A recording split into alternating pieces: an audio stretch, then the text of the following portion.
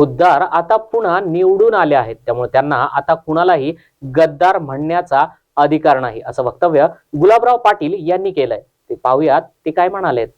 काय सांगणार, पुणे येथील जो आरोपी आहे दत्ता गाडे याला अटक करण्यात आली आहे, पुणे पोलिसांनी अटक केली.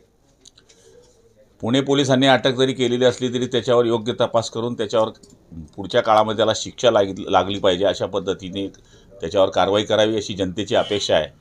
आणि मला तरी असं वाटतं की अशा नराधमांना शिक्षा झाल्याशिवाय बाकी गोष्टींवर आळा बसणार नाही. आणि मला खात्री आहे की पोलीस प्रशासन तशी काळजी घेईल.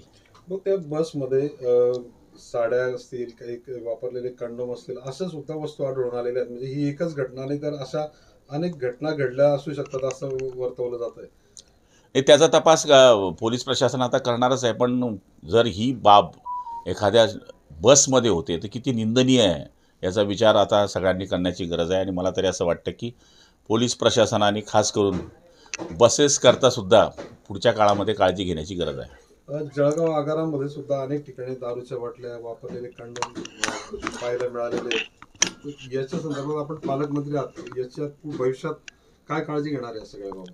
आजच SP ना आपण आदेश करू आणि तसं काही असेल तर त्या ठिकाणी डेपो मॅनेजर असतील किंवा DC असतील त्यांना या ठिकाणी कारवाईचे आदेश देण्याकरता सूचना केल्या जातील.